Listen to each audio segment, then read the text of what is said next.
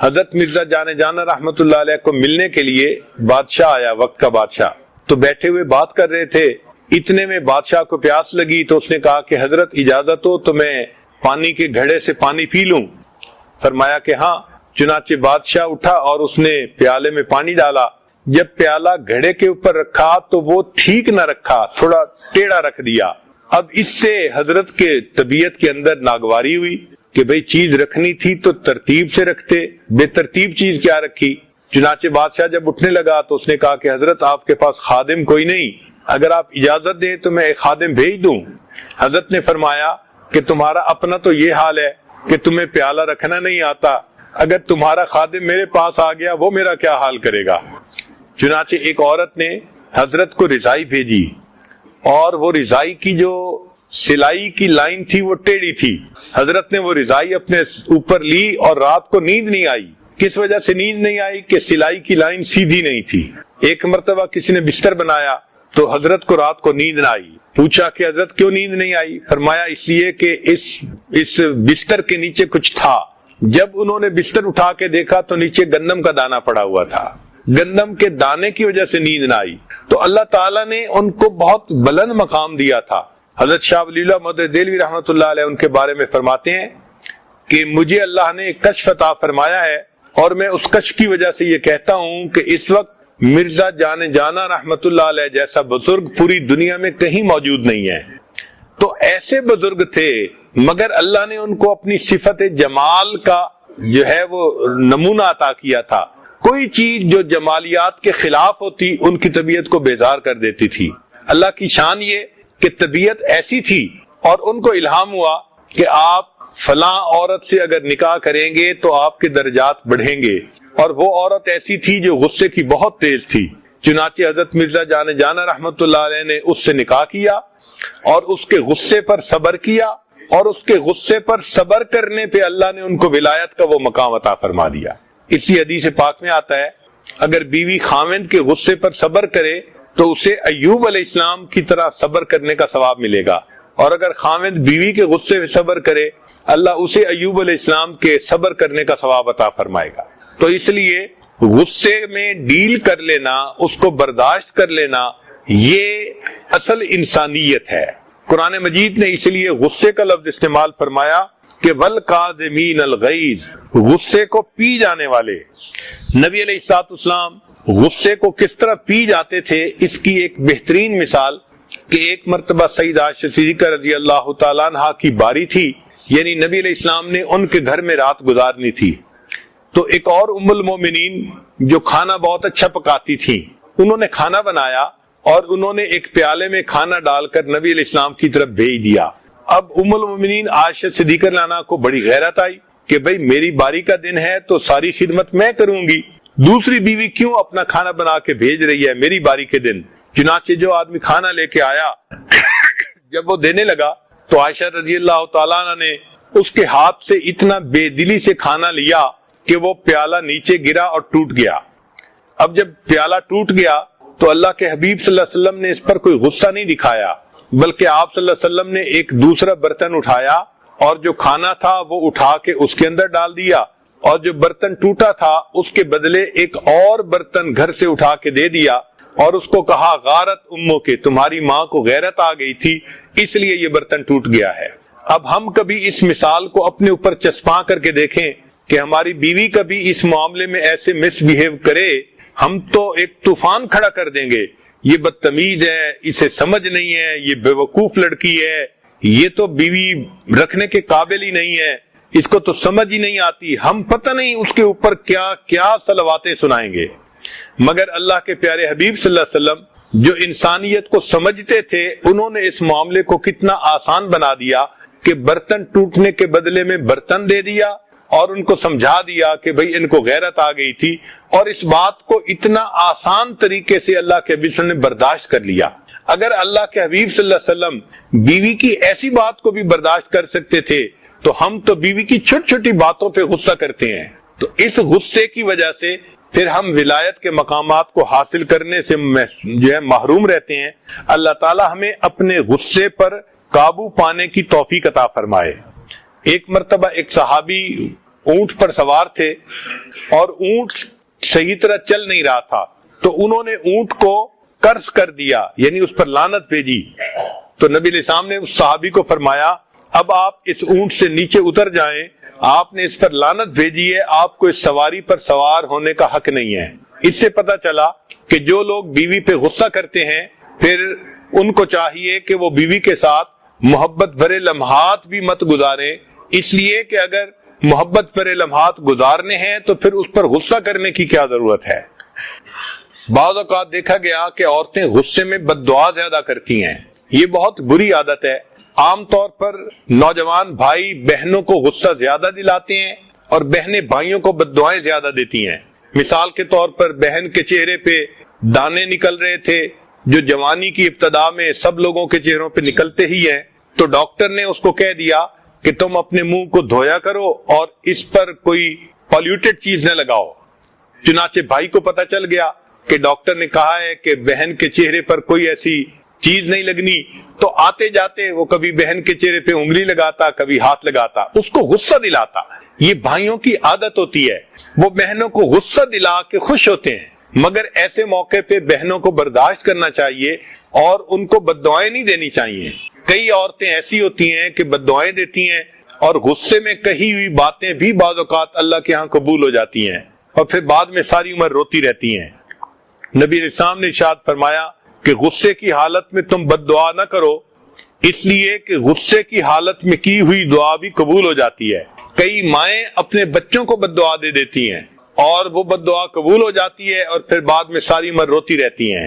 ہم نے اپنی زندگی میں ایک واقعہ دیکھا، ایک عورت تھی جو گلیوں کے اندر تنکے چنتی تھی اور محلے کے سارے لڑکے اس کا مذاق اڑاتے تھے، کچھ بچے اس کو کوئی کنکر پتھر بھی مار دیتے تھے، باتیں کرتے تھے، مگر امی مجھے ہمیشہ سمجھاتی تھی کہ بیٹا تم نے کبھی اس کے ساتھ کوئی مذاقیہ بات نہیں کرنی اور کبھی اس کے ساتھ کوئی ایسا معاملہ نہیں کرنا۔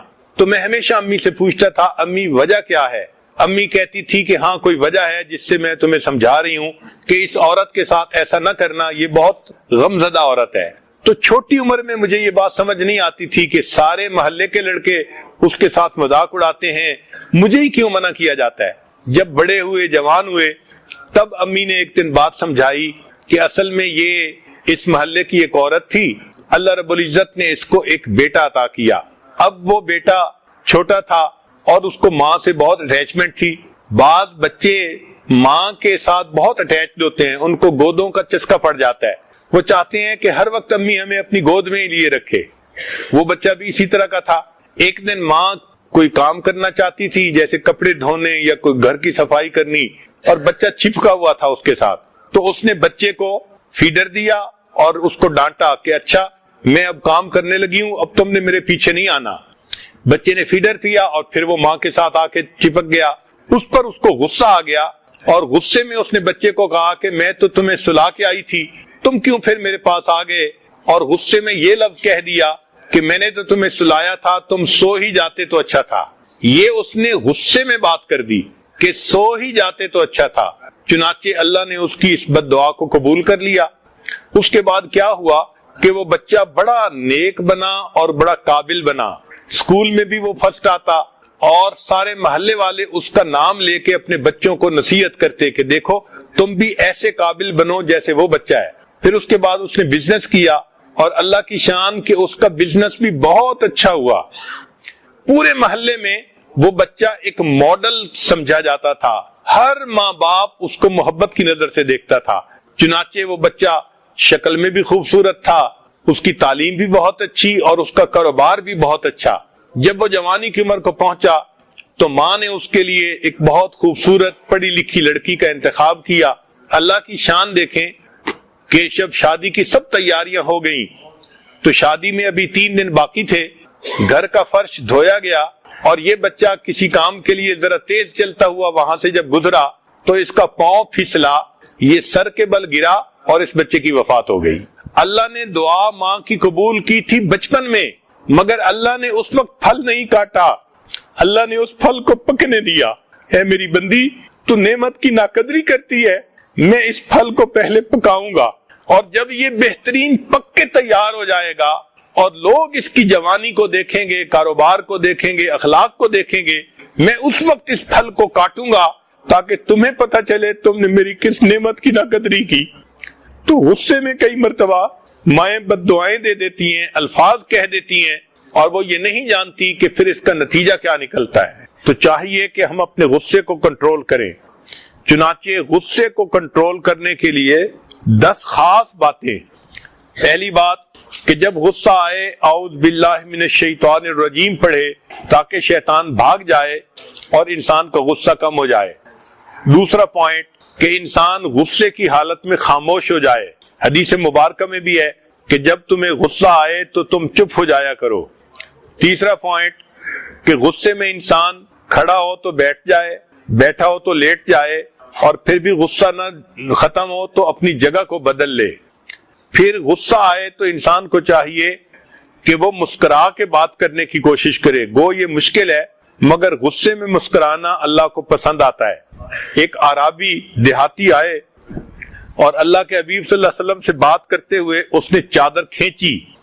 چادر کھینچنے سے اللہ کے حبیب صلی اللہ علیہ وسلم کو تکلیف ہوئی، مگر نبی علیہ السلام نے مسکرا کر فرمایا کہ اس کو کچھ مال دے دو، یہ مجھ سے کچھ مال مانگنا چاہتا ہے۔ تو اللہ کے حبیب صلی اللہ علیہ وسلم نے پریکٹیکلی دکھا دیا کہ دیکھو غصے کی حالت میں بھی انسان کو اگر اپنے اوپر کنٹرول ہو تو وہ مسکرا سکتا ہے۔ حدیث پاک میں ہے جو شخص غصہ پیے گا اللہ تعالیٰ قیامت کے دن اس سے اپنے عذاب کو دور کر دیں گے۔ غصہ انسان کے ایمان کو اس طرح خراب کر دیتا ہے جیسے سرکہ شہد کو خراب کر دیتا ہے۔ ایک صحابی نے نبی علیہ السلام سے نصیحت پوچھی، اے اللہ کے نبی مجھے نصیحت فرما دیجئے۔ نبی علیہ السلام نے فرمایا لا تغضب، تم غصہ نہ کیا کرو۔ چنانچہ جو شخص غصے کو پی لیتا ہے وہ اپنے شیطان کو پچھاڑ دیتا ہے، اس کو ہرا دیتا ہے۔ ایک حدیث پاک میں ہے الجامع میں نبی علیہ السلام نے فرمایا تم غصہ نہ کیا کرو، جنت تمہاری ہو جائے گی۔ غصہ پینے والے کو قیامت کے دن اللہ تعالیٰ ساری مخلوق کے سامنے بلا کر کہیں گے کہ تم دنیا میں غصے کا گھونٹ پی لیا کرتے تھے، اب جنت میں جاؤ اور جس حور عین کو چاہو اپنے لیے پسند کر لو۔ غصہ پینا متقی لوگوں کی علامت ہے، محسنین کی علامت ہے۔ چنانچہ حضرت عمر رضی اللہ تعالیٰ عنہ ایک مرتبہ بیت المال میں سے کچھ تقسیم کر رہے تھے۔ ایک آدمی آیا اور اس نے کہا غصے میں کہ آپ کو جتنا دینا چاہیے آپ ہمیں اتنا نہیں دیتے۔ حر رضی اللہ تعالیٰ عنہ قریب تھے، انہوں نے عمر عنہ کو دیکھا تو فرمایا وَأَعْرِضْ عَنِ الْجَاهِلِينَ، تو عمر عنہ کا غصہ سارا ختم ہو گیا۔ یعنی صحابہ کرام کا مزاج ایسا تھا، قرآن مجید کی آیت پڑھی جاتی تھی اور ان کو اپنے اوپر قابو نصیب ہو جاتا تھا۔ ایک مرتبہ سیدنا حسین عنہ کے پاس مہمان آئے، آپ نے باندی کو کہا کہ ان کو گرم شوربہ پیش کرو۔ جب وہ گرم شوربہ لے کر آئی تو دیکھ کہیں رہی تھی چل کدھر رہی تھی، پاؤں جو اٹکا تو گرم گرم شوربہ سیدنا حسین عنہ کے اوپر آ کر گرا۔ آپ ذرا غور کریں، اگر کبھی گرم چائے جسم پر گر جائے تو کتنی تکلیف ہوتی ہے۔ اس تکلیف کی حالت میں سیدنا حسین عنہ نے اس باندی کو غصے سے دیکھا، وہ بھی اسی گھر کی رہنے والی تھی، سمجھتی تھی، اس نے فوراً قرآن پاک کی آیت پڑھی والقاظمین الغیظ، غصے کو پی جانے والے۔ سیدنا حسین عنہ نے اس کو دیکھ کر کہا اچھا میں نے اپنے غصے کو پی لیا۔ اس نے پھر آگے آیت پڑھی والعافین عن الناس، لوگوں کو معاف کر دینے والے۔ تو سیدنا حسین عنہ نے مسکرا کر کہا اچھا میں نے تیری غلطی کو معاف کر دیا۔ اس نے آگے لفظ پڑھا واللہ یحب المحسنین، اللہ محسنین سے محبت فرماتے ہیں۔ تو سیدنا حسین عنہ نے فرمایا جا میں نے تجھے اللہ کے لیے آزاد کر دیا۔ ہمارے ان حضرات کو اپنے غصے پہ اتنا کامل کنٹرول حاصل تھا، اللہ تعالی ہمیں بھی ایسا ہی کنٹرول عطا فرمائے۔ چنانچہ سیدنا علی رضی اللہ تعالیٰ عنہ ایک مرتبہ ایک کافر کے ساتھ مقابلہ کر رہے تھے، آپ نے اس کو گرایا اور قریب تھا کہ خنجر سے اس کا کام تمام کرتے۔ اس نے حضرت علی عنہ کے چہرے پہ تھوک دیا۔ جب اس نے چہرے پہ تھوکا تو حضرت علی عنہ نے اس کو چھوڑ دیا۔ وہ کافر بڑا حیران ہوا کہ میں نے تو آپ کے چہرے پہ تھوکا تھا اور آپ نے مجھے چھوڑ دیا۔ فرمایا کہ میں اس سے پہلے تمہیں اللہ کے لیے قتل کرنا چاہتا تھا، جب تم نے مجھے چہرے پہ تھوکا تو میرے اپنے دل میں غصہ آ گیا، اب میں اپنی ذات کے غصے کے لیے کچھ نہیں کرنا چاہتا۔ سبحان اللہ، اللہ نے ان کو کیا کمال عطا فرمایا تھا کہ اس غصے کی حالت میں بھی وہ فرق کر سکتے تھے کہ یہ غصہ اللہ کے لیے ہے اور یہ غصہ اپنے نفس کے لیے ہے۔ چنانچہ ایک بزرگ تھے وہ ایک مرتبہ اپنے شاگرد کو مارنے لگے، تو جب شاگرد کو مارنے لگے تو شاگرد کہنے لگا مجھے اللہ کے لیے معاف کر دیں، وہ کہنے لگے میں تمہیں اللہ ہی کے لیے تو مار رہا ہوں، یعنی جو غصہ کر رہا ہوں تو یہ بھی اللہ کے لیے کر رہا ہوں، میں اپنے نفس کے لیے نہیں کر رہا۔ اسٹیٹسٹکس یہ بتاتی ہے کہ نوجوانوں کو غصہ زیادہ آتا ہے، جو بچے والے ہوں، فیملی والے ہوں، ان کو غصہ زیادہ آتا ہے، جاہلوں کو غصہ زیادہ آتا ہے، اور جن کے پاس مال کم ہو ان کو غصہ زیادہ آتا ہے۔ ہمیں چاہیے کہ ہم اپنے غصے کو کنٹرول کریں۔ چنانچہ ایک شخص نے کسی سے سوال کیا کہ واچ میں اور وائف میں کیا فرق ہوتا ہے، گھڑی میں اور بیوی میں کیا فرق ہوتا ہے؟ اس نے کہا جب واچ غصے میں آتی ہے تو سٹاپ ہو جاتی ہے، اور جب وائف غصے میں آتی ہے تو سٹارٹ ہو جاتی ہے۔ There was a break at the hall. You can start from number 5. Point number. There was a break in the mission. So number point you can start. Point. Sound system میں break ہو گئی تھی تو number 5 کے بعد آگے آواز نہیں گئی، تو اس کو میں دوبارہ ریپیٹ کر دیتا ہوں۔ چھٹا پوائنٹ اپنے اینگر کو ڈیفیٹ کرنے کا۔ غصہ ایمان کو ایسے خراب کرتا ہے جیسے سرکہ شہد کو خراب کر دیتا ہے۔ 7واں پوائنٹ، ایک صحابی نے نبی علیہ السلام سے نصیحت پوچھی تو نبی علیہ السلام نے فرمایا لا تغضب، تم غصہ نہ کیا کرو۔ 8واں پوائنٹ کہ حدیث پاک میں آتا ہے کہ جو شخص غصہ پیے گا اللہ تعالیٰ قیامت کے دن اس کو بڑا اجر عطا فرمائیں گے۔ 9واں پوائنٹ، غصہ پینے والا انسان اپنے شیطان کو ہرا دیتا ہے، اس کی جیت ہو جاتی ہے۔ 10واں پوائنٹ حدیث پاک میں ہے کہ تم غصہ نہ کیا کرو، جنت تمہاری ہو جائے گی۔ اور 11واں پوائنٹ کہ غصہ پینے والے کو اللہ تعالیٰ قیامت کے دن ساری مخلوق کے سامنے بلا کر کہیں گے میرے بندے تم غصے کا گھونٹ پی جایا کرتے تھے، جنت میں داخل ہو جاؤ اور جس حور عین کو چاہو اپنے لیے پسند کر لو۔ 12واں پوائنٹ کہ غصہ پینا متقی لوگوں کی علامت ہے اور غصہ پینا محسنین نیکوکاروں کی علامت ہے۔ حضرت عمر رضی اللہ تعالیٰ عنہ ایک مرتبہ بیت المال میں سے کچھ تقسیم کر رہے تھے، ایک دیہاتی بندہ آیا اور اس نے کہا کہ امیر المومنین آپ کو جتنا دینا چاہیے آپ ہمیں اتنا نہیں دیتے، تو اس بات پہ عمر لانو کی طبیعت میں غصہ آیا۔ حر رضی اللہ عنہ ایک صحابی ساتھ تھے، انہوں نے قرآن کی آیت پڑھی امیر المومنین وَأَعْرِضْ عَنِ الْجَاهِلِينَ، جاہلوں سے اعراض کر لیجئے، تو عمر لانو کا سارا غصہ ہی ختم ہو گیا۔ صحابہ لانم کی یہ عادت مبارکہ تھی، قرآن کی آیت کو سنتے تھے فوراً اس کے مطابق عمل کرتے تھے۔ چنانچہ سیدنا حسین لانو کے گھر میں مہمان آئے، انہوں نے باندی کو فرمایا کہ ان کو گرم شوربہ پیش کرو۔ وہ گرم شوربہ لا رہی تھی اور اس سے تھوڑی کوتاہی ہوئی تو پاؤں اٹکا اور وہ پورا گرم شوربہ سیدنا حسین لانو کے اوپر آ کر گرا۔ آپ غور کریں گرم چائے اگر جسم پر گر جائے تو کیا حال ہوتا ہے۔ اس وقت غصے میں آپ نے اس باندی کی طرف دیکھا، وہ باندی بھی اسی گھر کی پلی بڑی تھی، اس نے دیکھا کہ غصے میں ہے تو اس نے قرآن کی آیت پڑھی وَالْقَاذِمِينَ الْغَيْظَ، غصے کو پی جانے والے، تو سیدنا حسین لانو کا غصہ فوراً ختم ہو گیا۔ اس نے اگلا حصہ پڑھا وَالْعَافِينَ عَنِ النَّاسِ، لوگوں کو معاف کر دینے والے، تو سیدنا حسین لانو نے فرمایا اچھا میں نے تمہیں معاف کر دیا۔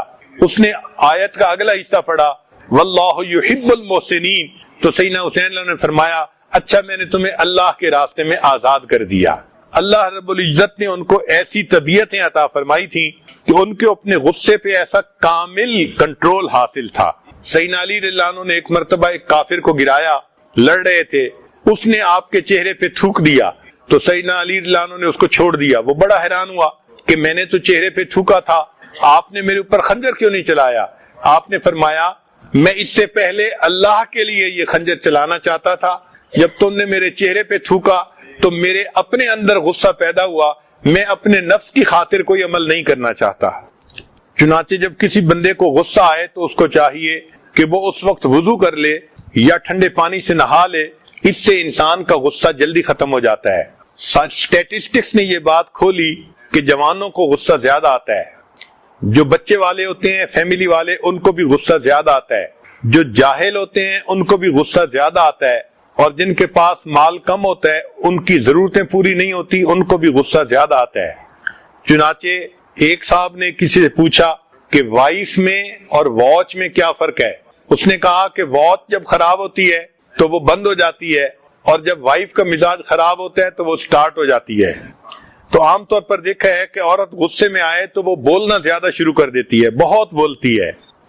غصہ ہمیشہ حماقت سے شروع ہوتا ہے اور ندامت پہ ختم ہوتا ہے۔ ذرا دوبارہ سن لیجئے، غصہ ہمیشہ حماقت سے شروع ہوتا ہے اور ندامت پہ ختم ہوتا ہے۔ جب کسی کو غصہ زیادہ آئے تو وہ یہ سوچے کہ ہر منٹ کے 60 سیکنڈ میں نے خوشی کے ختم کر دیے غصے کی وجہ سے۔ انگریزی میں ایک کوٹیشن ہے کہ speak when angry and it is the best speech you will ever regret on it۔ غصہ ایسا ایسٹ ہے کہ جس کنٹینر میں ہوتا ہے اس کے لیے زیادہ نقصان دہ ہوتا ہے بنسبت اس کے کہ جس پر غصہ کیا جاتا ہے۔ چنانچہ غصہ کرنے والے انسان کو خود نقصان زیادہ ہوتا ہے۔ جن لوگوں کے دل بڑے ہوتے ہیں وہ غصہ زیادہ نہیں کرتے۔ ایک بچے نے بوڑھے سے پوچھا کہ مجھے غصہ بہت آتا ہے تو میں کیا کروں؟ اس نے کہا دل بڑا کر لو۔ اس نے کہا دل بڑا کرنے سے کیا ہوگا؟ اس نے کہا بچے ایک کپ چائے والا لاؤ اور پانی بھرو۔ بچہ چائے والا کپ لایا اور اس نے پانی سے بھر لیا، تو بوڑھے نے 1 چمچ نمک کی اس کے اندر ڈال دی، پھر اس کو کہا کہ اس کو پیو۔ بچے نے کہا یہ تو اتنا کڑوا کہ چکھا بھی نہیں جاتا۔ اس نے کہا اچھا ایک جگ لے کے آؤ، تو بچہ ایک بڑا جگ لے کے آیا، پانی کا بھر دیا، تو اس نے وہی نمک کا چمچ اس کے اندر ڈال دیا، کہا کہ اب پی لو۔ تو بچے نے کہا کہ یہ تو پورا گلاس پیا جا سکتا ہے۔ تو بوڑھے نے سمجھایا کہ دیکھو یہی دل کا فرق ہے، جب دل چھوٹا ہوتا ہے تو نمک اتنا ہی تھا مگر اتنا بیٹر ہو گیا وہ پانی کہ چکھا بھی نہیں جاتا تھا، اور جب بڑا جگ تھا اور اس میں پانی زیادہ تھا اتنا ہی مقدار نمک کی ڈالی گئی مگر وہ کم نمکین ہوا اور پورا گلاس پیا گیا۔ تو انسان جب دل بڑا کر لیتا ہے تو غصے کے حال میں بھی اس کو غصہ کم آتا ہے۔ جن عورتوں کو غصہ زیادہ آتا ہے ان کو چاہیے کہ اپنا دل بڑا کرنے کی کوشش کریں، اور یہ بھی ذہن میں رکھیں کہ جس بندے کو غصہ زیادہ آتا ہے اس کا برا ایفیکٹ انسان کے دل پہ رہتا ہے۔ چنانچہ ایک مشہور سٹوری ہے، ایک بچے نے باپ سے کہا کہ ابا مجھے غصہ زیادہ آتا ہے۔ اس نے کہا بیٹا یہ جو فلاں دیوار ہے نا، تم اس دیوار کے اوپر ایک کیل ٹھونک دیا کرو جب تمہیں غصہ زیادہ آیا کرے۔ تو بچے نے پہلے دن 35 نیل اس کے اندر ٹھونک دیے، پھر دوسرے دن اس نے 20 ٹھونکے، تیسرے دن 10 ٹھونکے، پھر 5 ٹھونک دیے۔ وہ اس دوران اپنے غصے کو کنٹرول بھی کرتا رہا۔ ایک ایسا وقت آیا کہ اس کو غصہ آنا بند ہو گیا۔ اس نے کہا کہ ابو اب مجھے غصہ بالکل نہیں آتا۔ باپ نے کہا کہ بیٹا جب تمہیں غصہ کسی بات پہ نہ آیا کرے نا تو ایک کیل اس دیوار میں سے نکال لیا کرو۔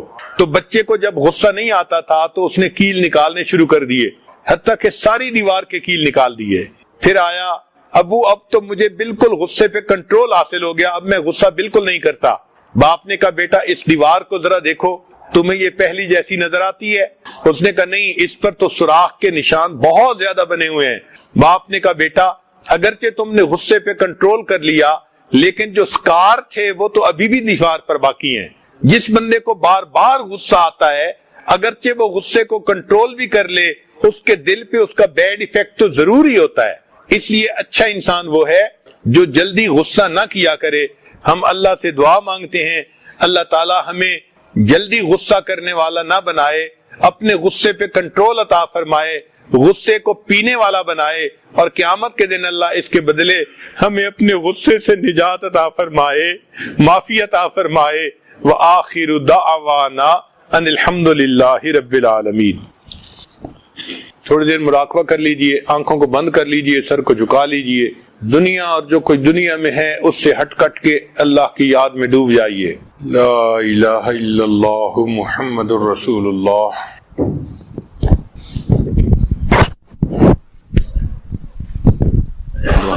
سبحان ربی العظیم۔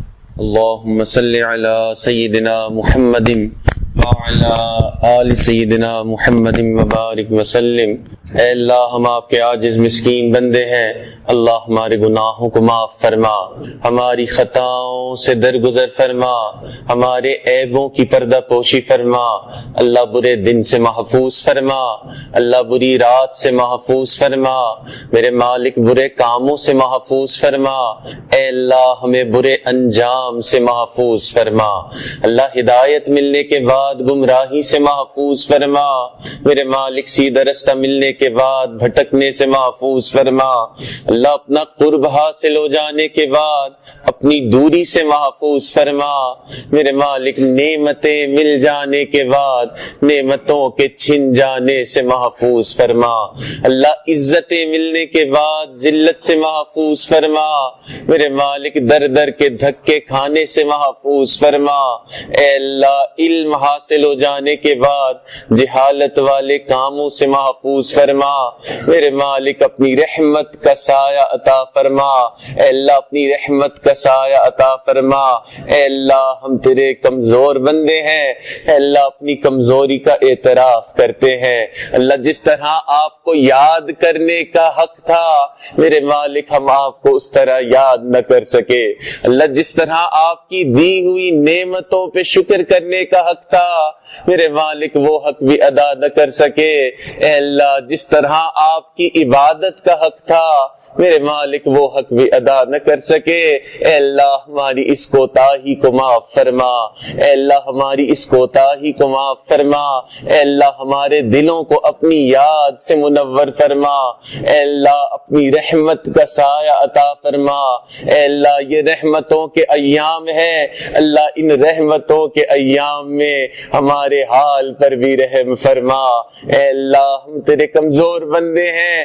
اپنی کمزوری کا اعتراف کرتے ہیں، اے اللہ رات توبہ کرتے ہیں صبح توبہ توڑ بیٹھتے ہیں، اے اللہ صبح توبہ کرتے ہیں رات پھر توڑ بیٹھتے ہیں، میرے مالک ہمارے ساتھ درگزر کا معاملہ فرما، اللہ ان رحمت کے ایام میں اے اللہ ہمارے حال پر بھی رحم فرما، اللہ آپ کی رحمت کی نگاہ پڑتی ہے فضیل بن ایاز جیسے ڈاکوؤں کے سردار کو آپ اپنے اولیاء کا سردار بنا دیتے ہیں، اللہ آپ کی رحمت کی نگاہ پڑتی ہے بشر حافی جیسے شرابی کو آپ اپنی محبت کی شراب پلا دیتے ہیں، اے اللہ ایک رحمت کی نگاہ ہم پہ بھی ڈال دیجئے، اللہ ایک رحمت کی نگاہ ہم پہ بھی ڈال دیجئے، اے اللہ تیری ایک نگاہ کی بات ہے، میری زندگی کا سوال ہے، اللہ رحمت کا معاملہ فرما، میرے مالک کرم کے فیصلے فرما،